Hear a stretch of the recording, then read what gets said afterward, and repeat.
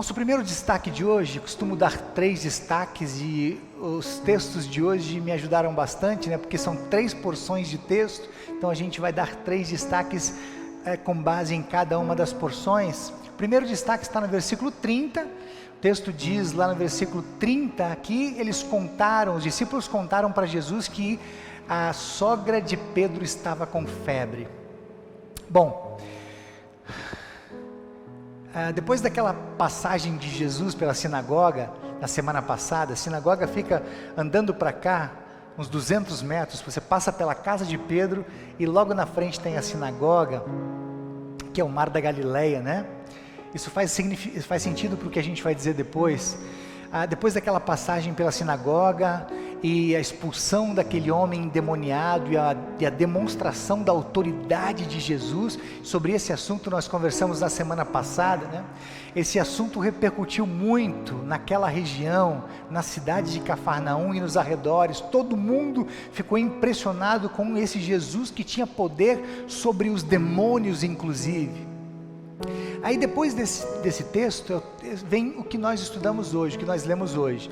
É uma sequência bastante lógica, parece ser uma sequência, o que a gente percebe, uma sequência cronológica. No versículo 29 vai dizer o seguinte, olha, logo depois, ou depois daquele momento na sinagoga, Jesus vai lá curar a sogra de Pedro. Tem gente que diz que ela ficou com febre porque não foi na sinagoga, mas isso é só um boato, é lenda, né? Versículo 32 diz que à tarde, depois do pôr do sol, respeitando o Shabat, porque durante o Shabat ninguém fazia nada, senão ia à sinagoga. Depois do Shabat, à tarde, no fim da tarde de sábado, acontece aquele ajuntamento de pessoas ao redor da casa de Pedro, onde Jesus estava morando agora, fica aqui pertinho, né? E no versículo 35 diz de manhã bem cedo. Então tem um episódio que acontece de manhã, um episódio que acontece no fim da tarde e outro episódio que acontece no outro dia, domingo, portanto, de manhã bem cedo, ainda escuro, Jesus se retira para orar. Nós vamos falar sobre essas 3 porções de texto. Outro dia nós comentamos aqui que Jesus morou muito tempo em Cafarnaum, pelo menos durante o seu ministério, né? Durante 3 anos, Jesus fez de Cafarnaum, da casa de Pedro, que era aqui pertinho, o seu QG. Ele saía dali para outros lugares, mas sempre voltava. A casa de Pedro, a pequena cidade de Cafarnaum. Eu sempre faço questão de lembrar que Jesus escolhe morar nos 3 anos de ministério, pertinho de uma igreja. A casa de Pedro, onde Jesus morava, ficava a 100 e poucos metros da sinagoga. Então ele estava sempre pertinho da sinagoga, ele escolhe morar pertinho de uma sinagoga, então ele passa a maior parte do tempo ali.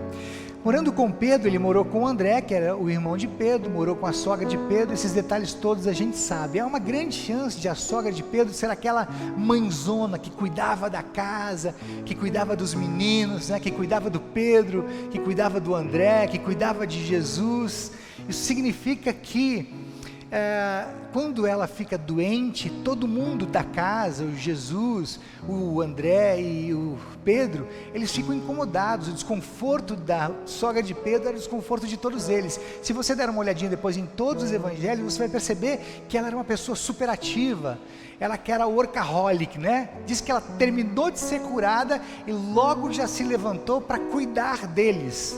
Olha, o texto de hoje vai dizer isso, você pode conferir aí. Então ela me lembra um pouco a Dona Iris, né? A minha mãe, que é a primeira a acordar e a última a dormir, é uma serelepe, magrelinha, que faz tudo.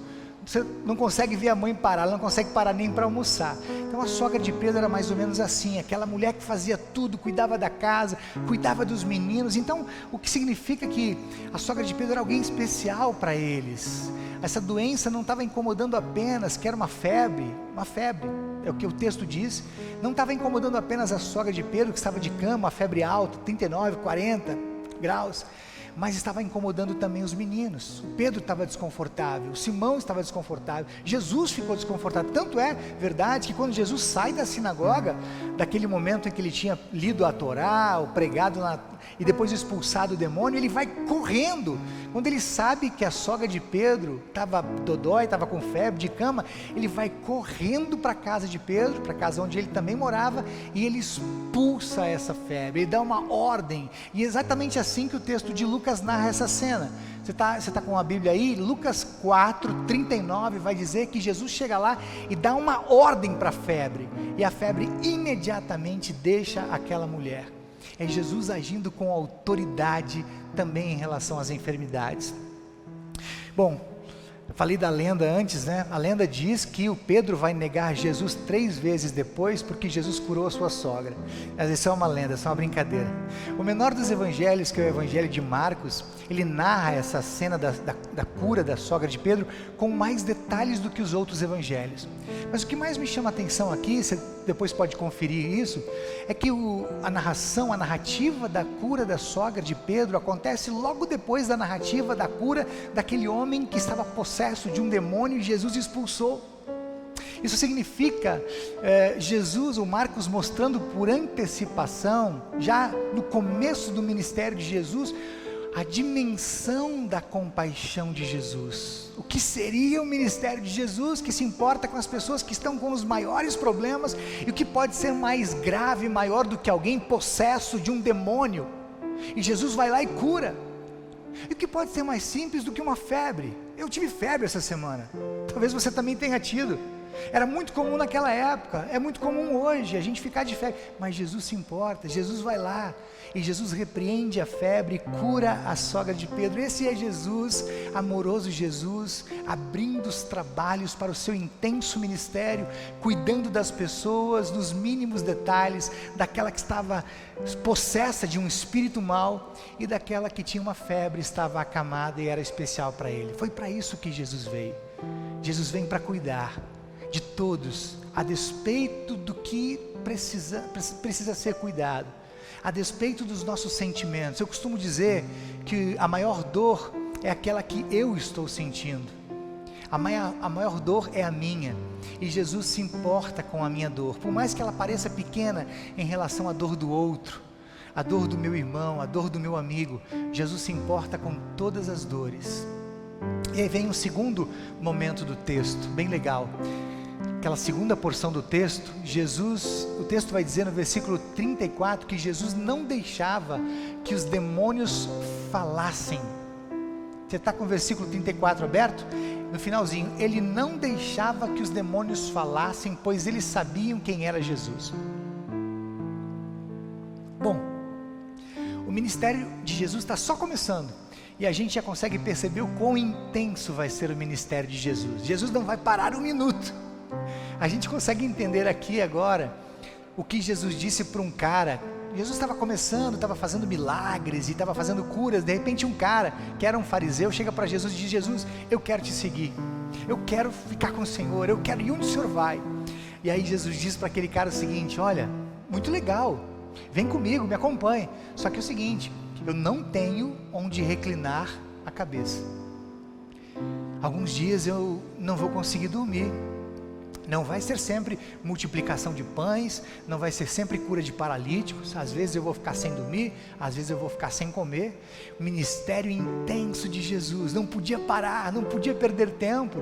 A gente entende melhor também aquela cena que eu acho incrível, quando Jesus sabe da morte de João Batista, ele pega um barquinho e se retira do meio da multidão para um momento de solidão, de luto. Ele quer curtir o luto, e aí ele sai do meio da multidão. Daqui a pouco a multidão começa a se aproximar de Jesus, muita gente de todos os lados. Ao invés de Jesus dizer para aquela gente: ó gente, eu estou de luto, eu estou mal, meu primo morreu, volta em outra hora. Não, Jesus cuidou daquela gente, passou o dia inteiro com ela, com aquela multidão, cuidando de todos, pregando a palavra, curando, e no final da tarde ele ainda faz a multiplicação dos pães e peixes para que todo mundo volte para casa com a barriguinha cheia, bem alimentado. Querido, na verdade foi para isso que Jesus veio. Jesus não podia perder tempo, ele tinha um mundo para salvar. É por isso que ele trabalha de dia, ele trabalha de tarde, ele trabalha de noite. Esse texto diz aqui que de repente no finalzinho daquela tarde de sábado, quando o sol se pôs, e é respeitando o Shabat, né? que todo mundo ficava em casa, não podia se movimentar, mas quando o sol se punha, todo mundo saía das casas e a vida continuava. Quando o sol se pôs, toda a cidade de Cafarnaum se reuniu ao redor da casa de Pedro, que é onde Jesus morava. Diz que levaram para lá doentes, pessoas endemoniadas. Os entendidos, os estudiosos, dizem que essa cidadezinha devia ter ali umas 1000 pessoas, talvez um pouco menos, umas 700, 800 pessoas morando, pela estrutura da cidade que a gente vê ainda, tem ruínas hoje lá. Então, umas 700, imagina isso, no final da tarde, sábado, sol se pondo, começou a escurecer, mais ou menos 800 pessoas cercam a casa onde Jesus estava, pedindo para que Jesus curasse, porque eles tinham visto Jesus curar um demônio na sinagoga, eles tinham visto Jesus curar a sogra de Pedro, a cidadezinha estava empolvorosa, todo mundo queria receber um pouco de Jesus, um cuidado de Jesus, uma cura, ouvir mais uma palavra. Esse é o cenário. Interessante que Jesus dá atenção para todo mundo. Se você tem a sua Bíblia, quer anotar aí, anota num caderninho e depois confere. Lucas 4:40 vai dizer que Jesus colocou a mão sobre todas as pessoas que estavam doentes. Olha o cuidado de Jesus. No capítulo 8 de Mateus, versículo 16, vai dizer que Jesus dizia uma palavra para todo que estava doente. Ele dizia uma palavra e a enfermidade imediatamente deixava aquele enfermo. É Jesus cuidando de toda a multidão, olhando para todo mundo e também individualmente olhando para cada um, cuidando de cada um. Mas o que chama atenção nesse trecho aqui é o fato de Jesus dizer no texto que os demônios não deviam falar nada para ninguém. Jesus mandou eles calarem a boca. Olha, não falem nada para ninguém. Isso aparece em 2 dos 3 evangelhos. Há muitas interpretações que giram em torno desse fato, mas aqui a mais querida é de que Jesus não queria que os demônios divulgassem os milagres, porque os demônios estão aí para atrapalhar, né? Estão aí para complicar a vida de Jesus, o ministério de Jesus. Eles vieram para estragar, para matar, roubar e destruir. Jesus não queria que os demônios divulgassem os sinais, dando mais importância para os milagres, porque se eles badalassem muitos milagres, a palavra de Jesus ia ficar um pouco escondida. Então Jesus não queria que a palavra fosse ofuscada pelos milagres. Isso faz sentido quando Jesus, no começo do seu ministério, quando curava as pessoas, dizia para elas: olha, não fale para ninguém a respeito dessa cura. Você já deve ter ouvido Jesus dizer muitas vezes isso, né? Por quê? Porque se as pessoas ficassem divulgando os milagres acabariam tomando uma proporção muito grande, seriam mais importantes, tomariam uma dimensão de maior importância do que a própria mensagem que Jesus tinha para dar. Eu não sei se você se lembra, mas algumas vezes durante o ministério de Jesus, quando uma multidão cercava Jesus, Jesus olhava para a multidão e dizia: escuta, o que vocês estão querendo aqui? Vocês estão querendo só milagre? Vocês estão querendo só pão? Eu tenho tanta outra coisa para dar para vocês, a minha palavra é mais poderosa, eu tenho um milagre muito maior para fazer na vida de vocês, eu tenho um alimento muito maior para dar para vocês, e vocês estão aqui mendigando pão, querendo uma curazinha apenas. Em relação ao que eu tenho para oferecer para vocês, isso é tão pouco, é tão pequeno. Tem um texto de Coríntios que eu gosto muito, quando Paulo está começando o seu ministério, repercutindo, lá em 1 Coríntios capítulo 1, versículo 22, quando Paulo está começando o seu ministério, repercutindo os evangelhos, ele vai dizer assim na sua carta: olha, os gregos só querem saber de conhecimento secular, eles só querem ser inteligentes, ser sábios, um mais sábio do que o outro. Os judeus só querem milagres, é toda hora milagre, é sinal, é milagre. O que todos deviam querer, vai dizer Paulo, judeus e gregos, é saber mais sobre a mensagem do Cristo crucificado. Todas as pessoas deviam querer saber mais sobre a mensagem do Cristo na cruz. Essa é a mensagem que restaura, essa é a mensagem que cura, essa é a mensagem que liberta, essa é a mensagem que transforma. Infelizmente não é nada diferente nos dias de hoje. Jesus tinha toda a razão quando falou para os demônios, deu a ordem para que os demônios se calassem em relação aos milagres. Jesus tinha toda a razão quando pediu para que as pessoas não ficassem divulgando muitos milagres, porque ele queria que a palavra fosse mais importante do que os sinais, do que os milagres. A grande maioria das igrejas hoje dá muito mais importância aos sinais, muito mais importância aos milagres. Eu agora estou de perna para cima já há 2 semanas, então de vez em quando fico zapeando lá nos canais da TV, eu vejo cada loucura, cada barbaridade, que eu antes nem tinha tempo, e é bom que a gente nem tenha tempo para essas coisas, né? É o pastor orando com um copo d'água, ainda tem isso, Como é que por muito menos Jesus fez cair fogo e enxofre sobre algumas cidades? Então, o pastor está orando com um copo d'água e pede para o cara orar lá do outro lado com um copo d'água. Quando ele beber a água, o milagre vai acontecer. Foi isso que eu vi várias vezes. Ou os pastores dizendo, essa semana vi ainda, cara com a Bíblia lá, nós temos uma Bíblia para te dar, e quando você vier aqui, só de tocar nessa Bíblia, você já vai ser curado, só de tocar na estrutura. É que a ênfase é muito grande nos sinais. Os sinais parecem ser mais importantes do que a própria pregação da palavra. Parece que a pregação pela pregação não atinge, não chama mais atenção. Ontem à noite eu ouvi um título de uma pregação de uma igreja muito grande aqui de Brasília, que dizia assim: chega de mimimi, vamos de palavra. Que palavra que as igrejas estão pregando? Que palavra tem chegado até você? Que palavra tem chegado nos seus ouvidos? É por isso que as pessoas sem a palavra estão cada vez mais ignorantes. A Bíblia diz que as pessoas elas são ignorantes porque não usam a palavra. As pessoas estão cada vez mais distantes de Jesus, mais distantes da vida com Jesus, do propósito de Jesus, porque estão sem palavra, e sem palavra ninguém vive, sem palavra não existe vida com Jesus, vida com Deus, não existe fé forte, fé estável, fé bem estruturada. É claro que os milagres tiveram a sua importância, tem a sua importância, os milagres têm a ideia de atrair as pessoas para Jesus, mas o que é importante mesmo, o que Jesus queria mesmo com os milagres, é que as pessoas se aproximassem dele para que ele pudesse pregar para elas a palavra. Até porque o milagre pode te fazer um bem físico, pode te curar a perna, pode te curar a febre por algum momento, por alguns dias, por algum tempo, mas a palavra de Deus cura você para sempre. A palavra de Deus salva as vidas eternamente. E um último detalhe do texto, nós estamos nos alongando, me empolguei, né? Vamos para o último detalhe do texto. Versículo 38 diz que Jesus dizendo: foi para isso que eu vim. Foi para isso que eu vim. Esse último trecho que a gente tem aqui em Marcos, só aparece em Marcos e Lucas, não aparece em Mateus. Então, se você for ler os paralelos, você não vai achar esse texto em Mateus. Mas é interessante, o que é interessante aqui, e está em Marcos e está em Lucas, é que Jesus destaca a razão da sua vinda. Ele fala do porquê ele veio. Eu vim para isso.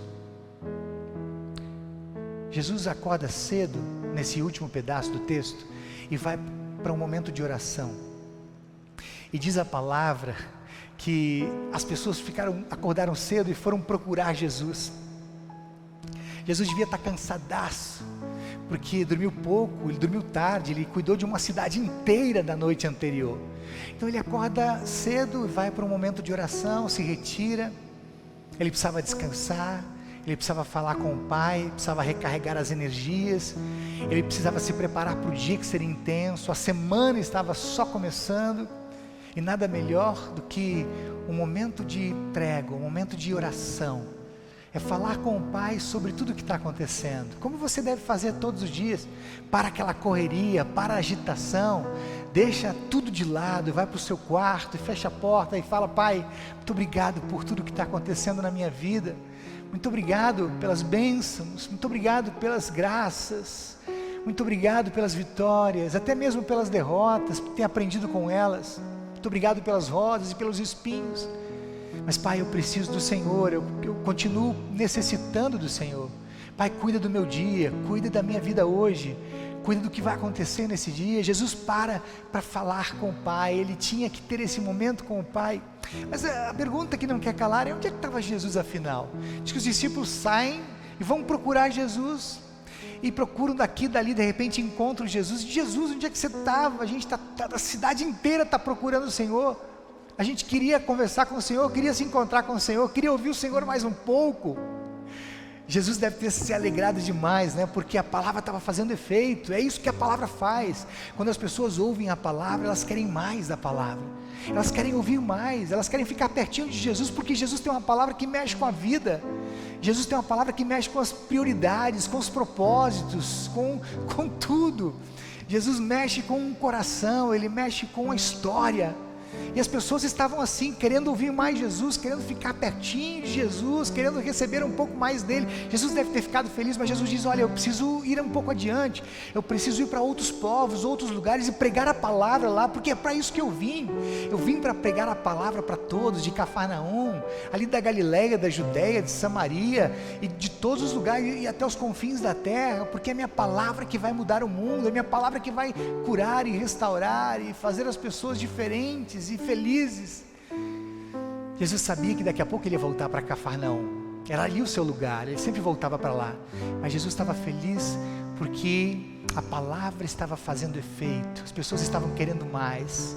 Foi para isso que ele veio, para pregar a palavra que vai mudar a vida das pessoas. Bom, eu quero terminar essa mensagem aqui lembrando rapidamente desses 3 momentos do texto. O primeiro momento, quando Jesus vai lá e cura a sogra de Pedro, é um momento bem pessoal, alguém que era íntimo dele, que cuidava da casa onde ele estava, onde ele ficaria, onde ele ia morar, está começando o seu ministério, cuidava dele.